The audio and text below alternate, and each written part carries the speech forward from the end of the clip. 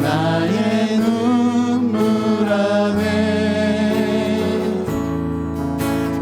홀로 울던 맘 아시네. 주 사랑 내게 있네. 그 사랑이 날 채우네. 주 은혜 내게 있네. 그 은혜로 날 세우네. 세상 소망 다 사라져가도 주의 사랑은 끝이 없으니.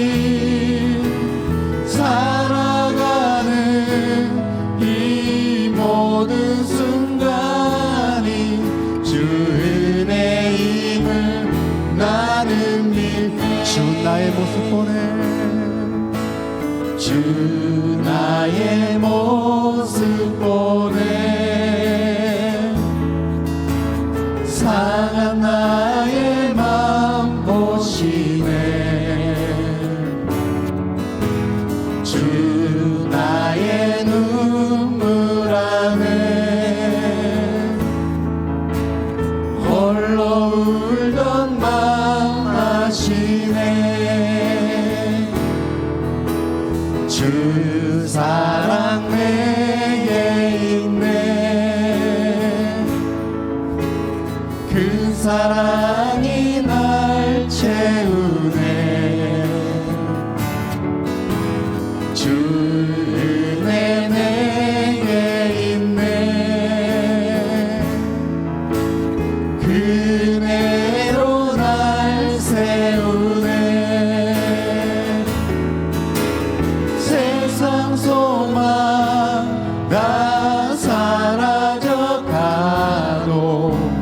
주의 사랑은 끝이 없으니. 살아가는 이 모든 순간이 주 은혜임을 나는 믿네. 세상 소망 다 사라져가도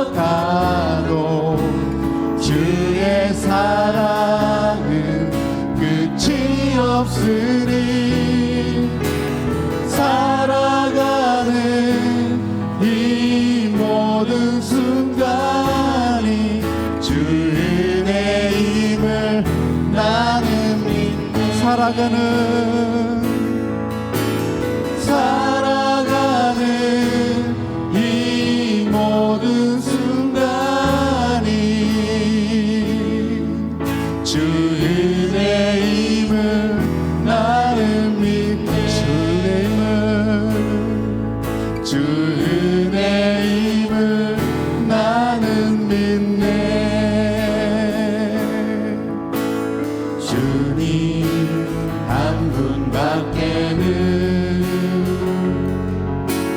아는 사람 없어요. 가슴 깊이 숨어있는 주를 사랑하는 마음. 주님 한 분밖에는 기억하지 못해요.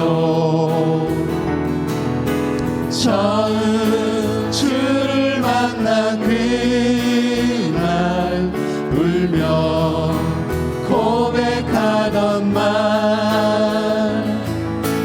나는 행복해요.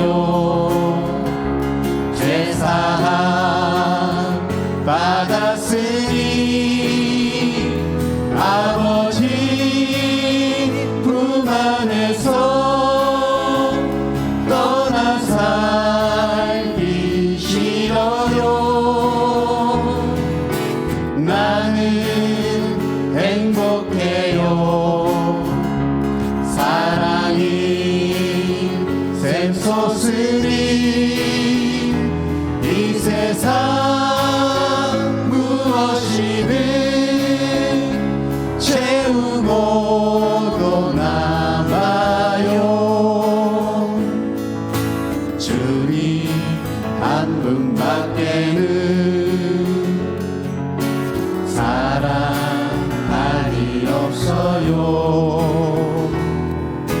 작은 가슴 뜨거울게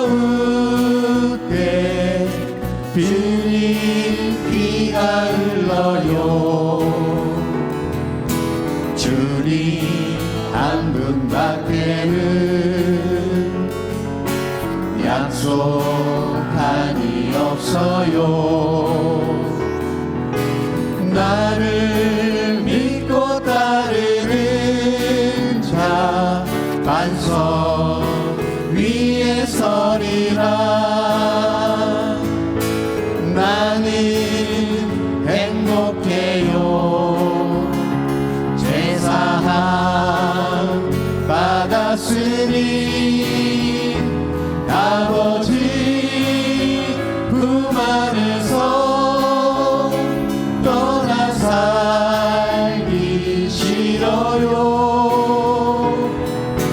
나는 행복해요. 사랑이 샘솟으니 이 세상 무엇이든 채우고도 남아. 이 세상 무엇이든 채우고도 남아요.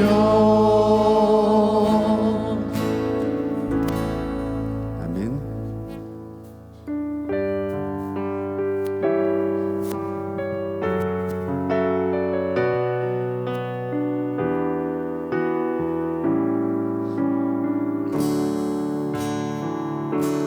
주님 내가 여기 사오니 나를 보내소서.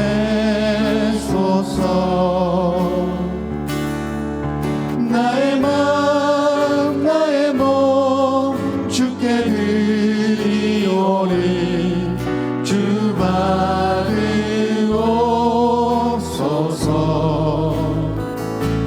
주님 내가 여기 사오니 나를 써주소서.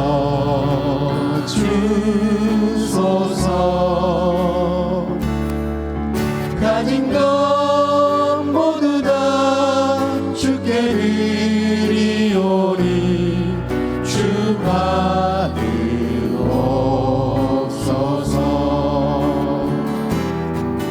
할렐루야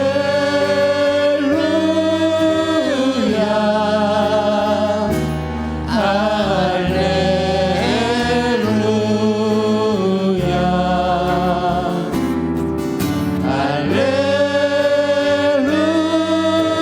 할렐루야.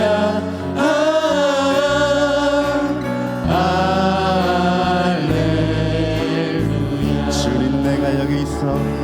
주님 내가 여기 있사오니 나를 보내소서. 나의 마음 나의 몸 주께 드리오니 주 받으옵소서.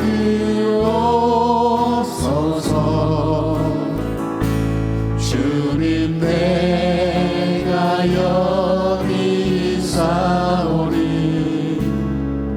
나를 써주소서.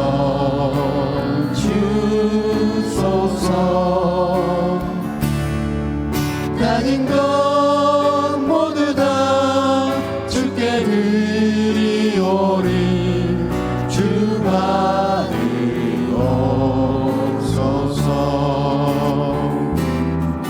할렐루야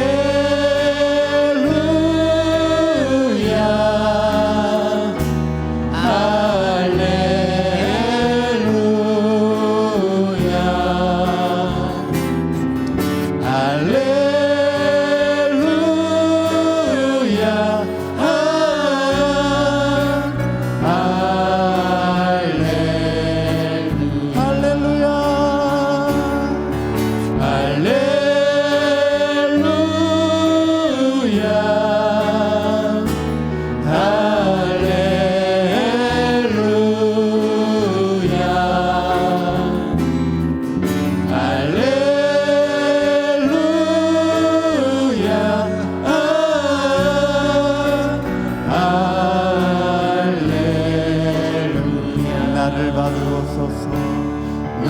나를 받으옵소서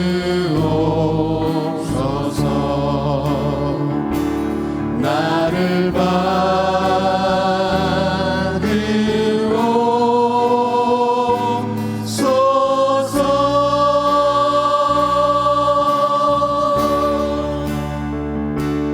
나를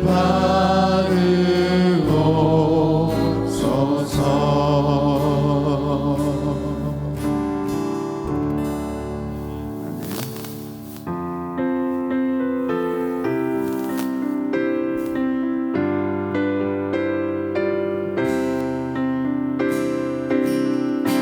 비바람이 앞길을 막아도 나는 가리 주의 길을 가리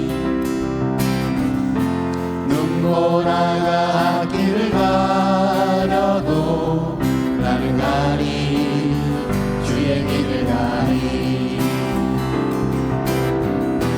이 길은 영광의 길 이 길은 승리의 길 나를 구원하신 주님이 십자가 지고 가신 뒤 나는 가리라 주의 길을 가리라 주님 발자취 따라 나는 가리라 나는 가리라 주의 길을 가리라 주님 발자취 따라 나는 가리라 험한 파도 앞길 막아도 나는 가리 주의 길을 가리 모진 바람 앞길을 가려도 나는 가리 주의 길을 가리 이 길은 고난의 길 이 길은 생명의 길 나를 구원하신 주님이 십자가 지고 가신 뒤 나는 가리라 주의 길을 가리라 주님 발자취 따라 나는 가리라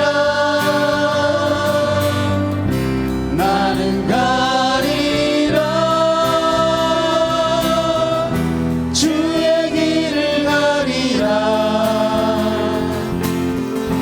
주님 발자취 따라 나는 가리라 주님 발자취 따라 주님 발자취 따라 나는 가리라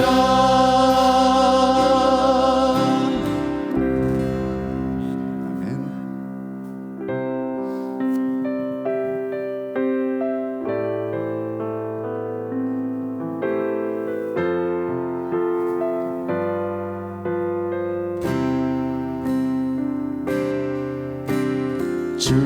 주님 다시 오실 때까지 나는 이 길을 가리라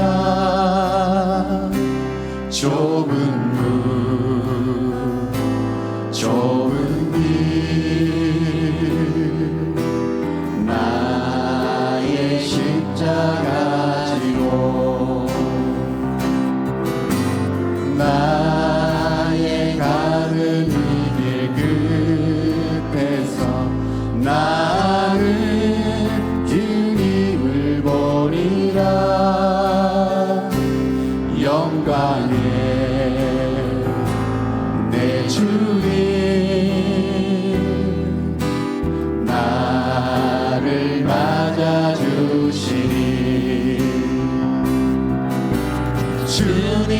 다시 오실 때까지 나는 일어나 달려가리라. 주의 영광 온 땅 덮을 때 나는 일어나 노래하리. 내 사모하는 주님 온 세상 구주시라. 내 사모하는 주님 영광의 왕이시라. 주님 다시 오실 때까지 주님 다시 오실 때까지 나는 일어나 달려가리라. 주의 영광 온 땅 덮을 때 나는 일어나 노래하리. 내 사모하는 주님 온 세상 구주시라. 내 사모하는 주님 영광의 왕이시. 영광의 왕이시. 영광의 왕이시라.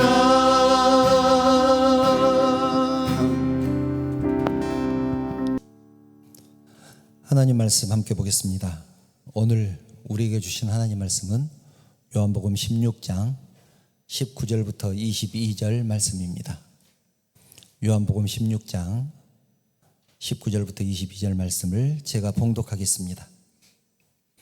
예수께서 그 묻고자 함을 아시고 이르시되 내 말이 조금 있으면 나를 보지 못하겠고 또 조금 있으면 나를 보리라 함으로 서로 문의하느냐. 내가 진실로 진실로 너희에게 이르노니 너희는 곡하고 애통하겠으나 세상은 기뻐하리라. 너희는 근심하겠으나 너희 근심이 도리어 기쁨이 되리라. 여자가 해산하게 되면 그때가 이르렀으므로 근심하나 아기를 낳으면 세상에 사람 난 기쁨으로 말미암아 그 고통을 다시 기억하지 아니하느니라. 지금은 너희가 근심하나 내가 다시 너희를 보리니 너희 마음이 기쁠 것이요 너희 기쁨을 빼앗을 자가 없으리라. 아멘. 좌우 먼저 인사 나눌까요? 여러분 사랑합니다. 축복합니다. 옆에 분들과도 인사 나누겠습니다. 사랑합니다. 축복합니다. 본문 바로 앞에 16절을 보면 예수님께서 이렇게 말씀합니다. 조금 있으면 너희가 나를 보지 못하겠고 또 조금 있으면 나를 보리라. 조금 있으면 나를 보지 못하겠고 또 조금 있으면 나를 보리라. 이렇게 말씀하시자 제자들이 그게 무슨 말이냐고 서로 묻습니다. 예수님께서 하신 말씀이 지금 무슨 말이지? 무슨 뜻이지? 그렇게 묻습니다. 이 말씀은 우리가 잘 아는 대로 예수님의 십자가의 고난과 부활에 대한 말씀입니다. 고난이 있겠지만 조금만 있으면 영광이 있을 것이다. 십자가의 고난이 있겠지만 조금 있으면 부활의 영광이 있을 것이다. 그러면서 확실하게 예를 들어주십니다. 본문 21절이죠. 여자가 해산하게 되면 그때가 이르렀으므로 근심하나 아기를 낳으면 세상에 사람 난 기쁨으로 말미암아 그 고통을 다시 기억하지 아니하느니라. 아기 낳는 것이 죽을 만큼 힘들고 무섭지만 태어날 아기를 생각하면서 기쁨으로 견디는 것 아니겠습니까? 그리고 아기가 태어나면 그 기쁨이 너무 크기에 아기 낳을 때의 고통을 잊을 수 있는 것 아니냐는 그런 얘기입니다. 그리고 결론을 말씀합니다. 22절. 지금은 너희가 근심하나 내가 다시 너희를 보리니 너희 마음이 기쁠 것이요 너희 기쁨을 빼앗을 자가 없으리라. 지금은 근심하지만 너희 마음이 기쁠 것이고 그 기쁨을 빼앗을 자가 없으리라. 여러분, 제자들은 십자가의 고난이 있어야 부활의 영광이 있다는 사실을 몰랐습니다. 제자들은 예수님의 계획에는 전혀 관심이 없었습니다. 십자가를 통한 구속 사역에는 관심이 없었습니다. 제자들이 기대하는 것과 제자들이 예수님에 대한 그 기대가 예수님의 생각과 너무 달랐기 때문에 그렇습니다. 그러니 예수님의 십자가에 관심이 있었겠습니까? 금방 십자가를 질 것이라고 얘기를 해도 그 말에 관심이 없었습니다. 사실 우리도 가만 보면 우리의 방법으로 신앙생활을 합니다. 우리의 방법으로. 우리도 마찬가지라는 말입니다. 예를 들어 볼까요? 만약 우리가 원하는 것이, 우리가 소망하는 것이 기쁨이나 행복이라고 한다면, 우리가 기쁨이나 행복을 원한다면 우리는 기도를 이렇게 하겠죠. 우리의 행복을 위해 슬픔이나 불행을 없애 주십시오. 이 고난을 없애 주시고 축복을 내려 주시옵소서. 이렇게 기도할 것입니다. 그것이 우리의 신앙 스타일이고 우리의 기도 스타일입니다. 거기에서 벗어나지 못합니다. 그런데 주님은 관점이 전혀 다르십니다. 슬픔이나 불행을 없애 주시지 않고 슬픔이 아니고 불행이 아니게 하십니다. 슬픔이 아니고 불행이 아니게 하십니다. 슬픔이나 불행이 닥쳐온다고 할지라도 그것들이 내 인생에 전혀 상관없게, 관계없게 만드십니다. 이것은 완전히 다른 얘기입니다. 슬픔을 없애주시는 것과 슬픔과 고난이 있지만 그럼에도 그것이 내 인생에 전혀 영향을 주지 못하는 것, 전혀 다른 얘기죠. 그런데 우리는 그것을 분명하게 이해를 해야 합니다. 지난 시간에 히스기야에 대해서 나누었습니다. 히스기야는 자기의 생명을 15년을 연장시켜 주시고 아수르로부터 보호해 주시겠다는 그 하나님께 너무 감사했습니다. 그래서 평생토록 하나님을 찬양하며 살겠다고 소원합니다. 그런데 여러분, 사실 이것은 누구나 할 수 있는 소원입니다. 히스기야가 대단해서가 아니라 누구나 할 수 있습니다. 여러분 같으면 안 하시겠습니까? 하나님께서 여러분의 생명을 15년을 연장시켜 주셨습니다. 죽을 병에 걸렸는데 15년을 연장시켜 주시겠다고 말씀하시고 모든 환난과 고난으로부터 지키시고 보호해 주실 거라고 그렇게 약속하셨다면 여러분들은 하나님을 찬양하면서 살겠다고, 하나님을 위해서 봉사하며 살겠다고 그렇게 소원하지 않겠습니까? 물론 그럼에도 하나님의 은혜를 잊어버리고 감사하지 않는 사람도 있긴 합니다만 대부분은 그럴 것이라는 얘기입니다. 히스기야도 그랬습니다. 그런데 진짜로 신앙이 깊어지면, 진짜로 신앙인이 되면 환경과 여건에 상관없이 찬양할 것입니다. 고난 중에도 감사할 것입니다. 물론 이것을 억지로 할 수는 없습니다. 노력으로 되는 것이 아닙니다. 우리의 심령을 하나님께서 만지시고 인도하시면 그렇게 된다는 얘기입니다. 설교를 준비하면서 일주일 동안 흥얼거렸던 찬양이 있습니다. 찬양 자체도 참 은혜가 되지만 이 찬양을 만들게 된 사연이 더 은혜가 됩니다. 이 찬양을 만든 선교사님 여러분도 잘 아시는 분인데 우리 교회도 한번 오셨습니다. 저하고 말레이시아를 같이 갔었는데 오는 비행기 안에서 이 찬양을 만들게 된 사연을 얘기를 해 주셨습니다. 이 선교사님이 그 찬양을 작곡했다는 것을 모르고 말레이시아에서 이 찬양을 제가 찬양 인도를 했습니다. 그런데 오는 비행기 안에서 만들게 된 사연을 얘기해 주시는데 그 사연이 이렇습니다. 선교사님이 젊었을 때 사기 사건에 연루가 됐습니다. 사기를 당하고 전 재산을 날리고 빚을 지고 유치장에 갇히게 됐습니다. 재판에서 고의성이 없고 본인도 피해자니까 초범임이 참작돼서 집행유예로 풀려났는데 교도소에서 나온 후에 얼마나 막막했겠습니까? 사실 저 같은 사람은 그 마음이 어떨지 상상이 잘 안 됩니다. 그런데 선교사님은 거기에 주저앉아 있지 않았습니다. 그럼에도 불구하고 평생토록 하나님을 찬양하겠다고 서원합니다. 그때는 그 사연을 들어도 그저 그러려니 했습니다. 왜냐하면 제가 그때는 너무 젊었으니까. 그런데 지금은 그 찬양을 부르면 선교사님의 마음이 느껴집니다. 그때 얼마나 암담했을까, 얼마나 아팠을까.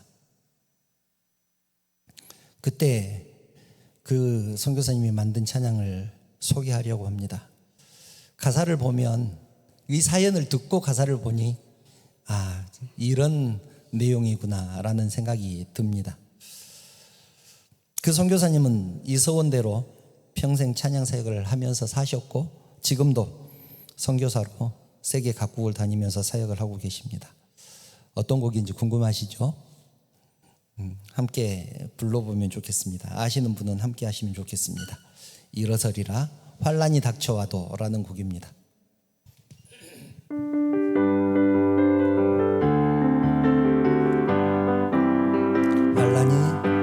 환란이 닥쳐와도 슬픔이 몰려와도 나는 찬송할 수 있다네. 그것은 주님의 사랑, 그것은 주님의 능력, 내 맘속에 늘 함께 가득하네. 일어서리라 예수의 이름으로 일어나리라. 주님의 능력으로 결코 죄악 세상 권세 나를 내지 못하리. 주님이 항상 내 곁에 함께하네. 쓰러진 것 같으나 다시 일어날 수 있음을 주님 말씀 붙들고 확신하네. 넘어진 것 같으나 다시 회복할 수 있음을 주님 약속 믿고서 기도하네. 일어서리라 예수의 이름으로 일어나리라. 주님의 능력으로 결코 죄악 세상 권세 나를 내지 못하리. 주님이 항상 내 곁에 함께하네. 아멘.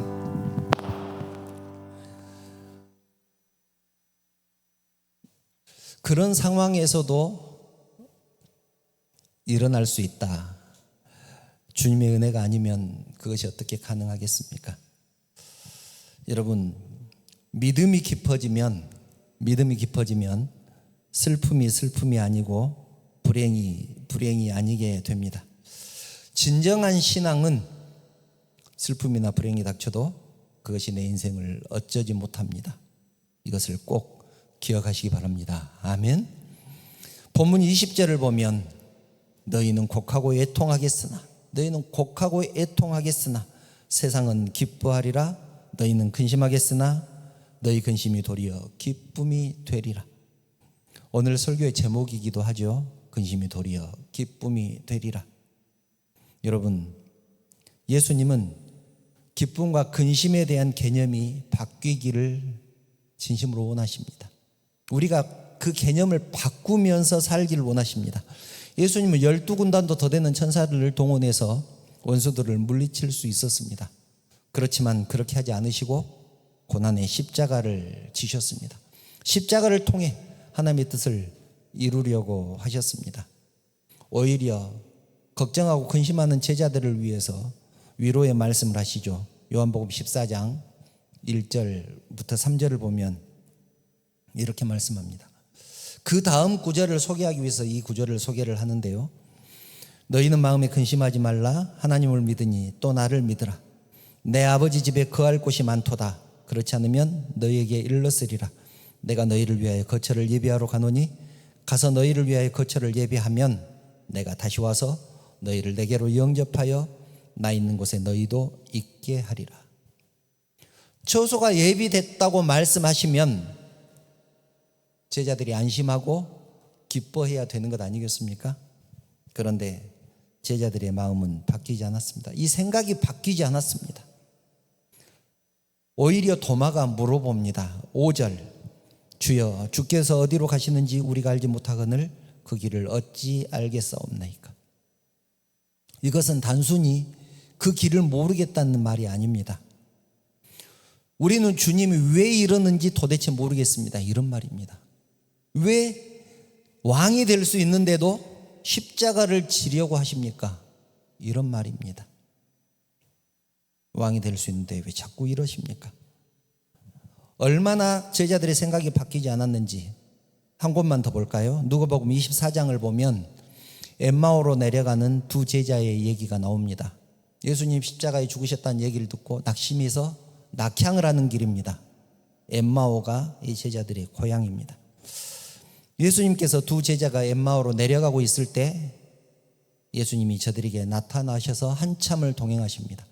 그런데 이들 생각에는 예수님이 죽으셨다고 알고 있기 때문에 그가 예수님인지 몰랐습니다.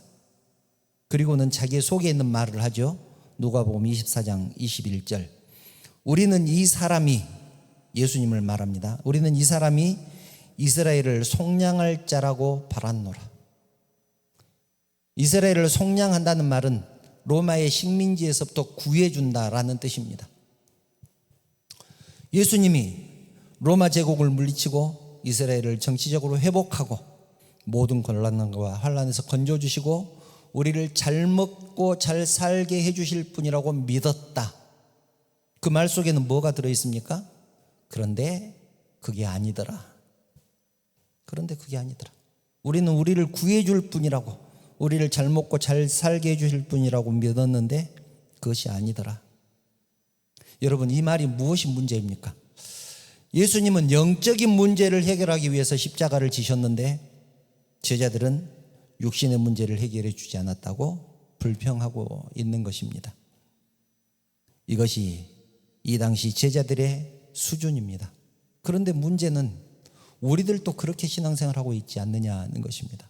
예수 믿으면 잘 될 줄 알았는데, 승진할 줄 알았는데, 합격할 줄 알았는데, 이 사실에 대해서 예수님께서 분명하게 선언을 하시는 부분이 있습니다. 우리가 잘 아는 오병이어 기적. 그 모습을 보고, 오병이어의 사건을 보고 사람들이 말을 하죠. 요한복음 6장 14절 15절. 그 사람들이, 그 자리에 있었던 사람들입니다. 예수께서 행하신 이 표적을 보고 말하되 이는 참으로 세상에 오실 그 선지자라 하더라. 그러므로 예수께서 그들이 와서 자기를 억지로 붙들어 임금으로 삼으려는 줄 아시고 다시 혼자 산으로 떠나가시니라. 그들이 와서 자기를 억지로 임금으로, 왕으로 삼으려는 것을 아시고 산으로 떠나가셨습니다. 사람들은 예수님이 정치와 경제를 또 사회를 평화롭게 하고 행복하게 하고 잘 먹고 잘 살게 해주실 수 있는 분이니까 왕으로 삼고 싶었습니다. 이 사람 참으로 세상에 오실 그 선지자다. 구약 성경에서 그토록 애원했던 우리를 구원해 줄 선지자, 로마의 압제에서부터 벗어나게 해줄 그 선지자, 그분을 왕으로 삼자. 예수님은 사람들의 이런 반응에 대해서 정확하게 진단을 합니다. 26절. 예수께서 대답하여 이르시되 내가 진실로 진실로 너희에게 이르노니 너희가 나를 찾는 것은 표적을 본 까닭이 아니요 떡을 먹고 배부른 까닭이로다. 떡을 먹고 배부르니까 나를 찾는 것 아니냐, 떡 줄 사람이니까 나를 필요로 하는 것 아니냐, 그런 말입니다. 여러분, 우리 주변에도 가끔 기적이 일어납니다. 하나님께서 병도 낫게 하시고 갑자기 일이 잘 풀리게 하시거나 어려움을 해결해 주시기도 합니다. 너무 감사한 일이죠. 너무 감사한 일입니다. 그런데 중요한 것은 그것을 목적으로 신앙생활을 해서는 안 된다는 것입니다.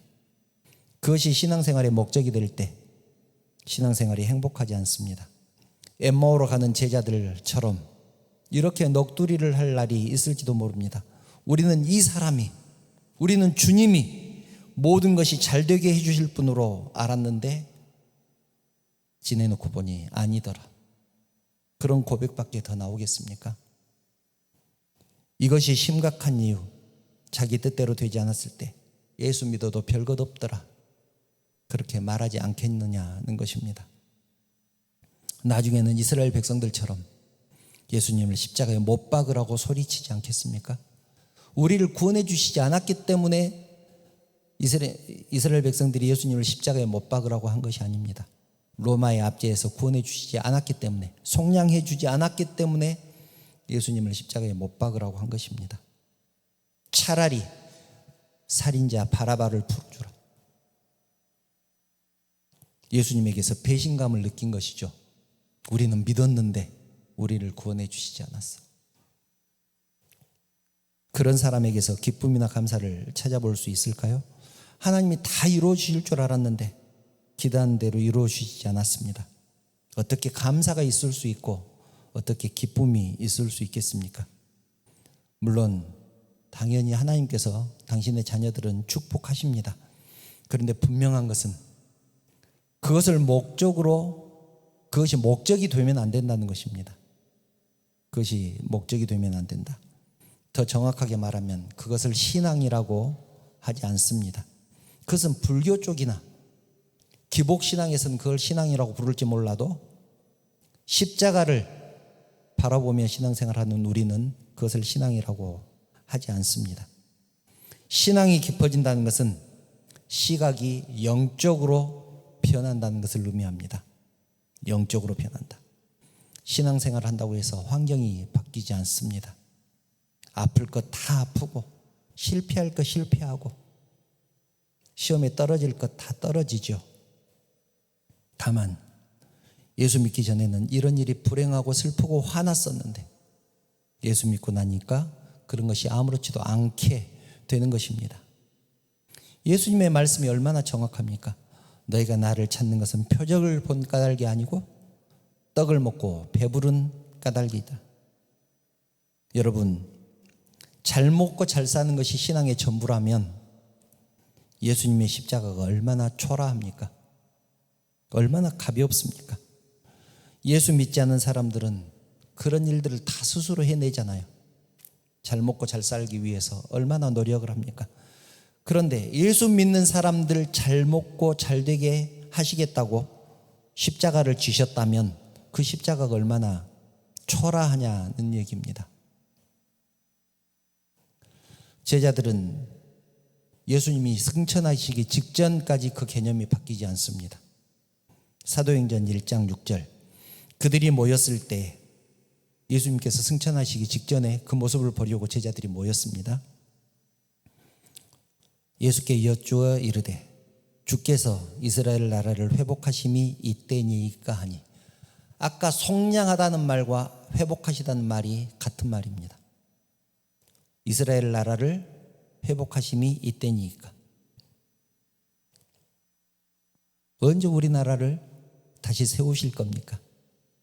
이제야말로 때가 왔습니다. 이제 우리나라를 세우십시다. 그렇게 말을 하고 있습니다. 예수님께서 승천하시기 직전인데요. 그리고 8절 8절에 성령이 임하시면 너희가 사마리아와 유대아 땅끝까지 이르러 예루살렘과 땅끝까지 이르러 내 증인이 되리라, 그 말씀을 하시고 허리언이 하늘로 승천하시니 구름이 가리어 보이지 않게 되더라. 8절 9절에 있는 말씀입니다. 그런데 6절에서 이렇게 말씀하고 있습니다. 이스라엘 나라를 회복하심이 이때니까. 여러분은 이런 기도하지 않으시겠죠? 하나님, 이제는 하나님 뜻대로 살겠습니다. 그러니 세상 사람들보다 더 잘되게 해주십시오. 대부분의 성도들은 살아계신 예수님을 믿고 있음에도 불구하고 자기가 성도답게 살고 있는지 자신이 없습니다. 조금만 방심하면 십자가를 지신 예수님보다 5천 명을 먹이고 말씀 한마디로 바람과 바다를 잔잔케 하신 그 예수님을 더 원하는, 그런 예수님만을 바라보는 자신을 보게 되니까, 그래서 성도답게 살고 있는지 자신이 없습니다. 능력의 예수님, 기적의 예수님만을 원하게 됩니다. 제자들이 그랬고 지금 우리들이 그렇습니다. 그런데 그랬던 제자들이 이제 개념이 바뀌게 되죠. 사도행전 4장을 보면 변합니다. 관원들과 장로와 서기관들, 대제사장들, 쉽게 말해서 예수님을 잡아 죽였던 사람들이 제자들을 잡아다가 협박을 합니다. 사도행전 4장 18절, 그들을 불러 경고하여 도무지 예수의 이름으로 말하지도 말고 가르치지도 말라. 예수의 이름을 전하지 말라. 주의 일을 하지 말라. 그렇게 협박합니다. 베드로와 요한이 뭐라고 대답합니까? 19절 20절, 하나님 앞에서 너희 말을 듣는 것이 하나님의 말씀을 듣는 것보다 옳은가 판단하라. 우리는 보고 들은 것을 말하지 않을 수 없다. 보고 들은 것을 말하지 않을 수 없다. 우리는 복음 전하는 것을 멈출 수 없다. 제자들의 여건과 환경은 전혀 변하지 않았죠. 제자들은 지금 예수님을 십자가에 못 박았던 그 사람들에게 붙잡혀서 협박을 받고 있습니다. 불과 얼마 전까지만 해도 계집종이 무서워서 예수님을 부인했던 베드로 아닙니까? 그런데 그 베드로가 너희의 말을 듣는 것이 하나님의 말을 듣는 것보다 옳은가 판단하라. 우리는 보고 들은 것을 말하지 않을 수 없다. 이렇게 말을 하고 있습니다. 환경과 조건이 아무 상관이 없게 된 것입니다. 세상 권세자들의 협박, 환경과 여건, 조건들이 이제 그들에게 아무 소용이 없게 되었다는 말입니다. 오늘 말씀의 제목처럼 근심이 도리어 기쁨이 되리라, 이렇게 된 것입니다. 사랑하는 성도 여러분, 예수를 왜 믿습니까? 예수를 왜 믿습니까? 병 낫기 위해서? 성공하기 위해서? 여러분, 그것도 좋습니다. 예수 믿기 시작한 동기가 무엇이든 상관없습니다. 그런데 이제는 내가 만난 예수님, 그분으로 인해서 내 인생이 달라졌다는 것을 고백할 수 있어야 되지 않겠습니까? 여전히 세상 일이 안 풀리면 좌절하고 절망한 자리에 있습니까? 시험에 떨어지면, 승진하지 못하면, 계약을 따내지 못하면 절망합니까? 그러지 않기를 바랍니다. 주님으로 인하여 기쁨을 잃지 않게 되었다는 것을 고백하기를 축복합니다. 우리의 지위가 높든 낮든, 부자든 가난하든 상관없습니다. 주님 한 분으로 충분하다. 그렇게 고백하기를 축복합니다. 하나님은 우리가 하나님의 사람으로 살기를 원하십니다. 주님은 우리가 내 기쁨을 빼앗을 자가 없다, 이렇게 고백하기를 원하십니다. 혼란과 슬픔이 우리 곁에 도사리고 있지만 주님이 주신 기쁨을 잃지 않기를 소망하는 여러분에게 주님의 축복이 함께 하시기를 간절히 축원합니다.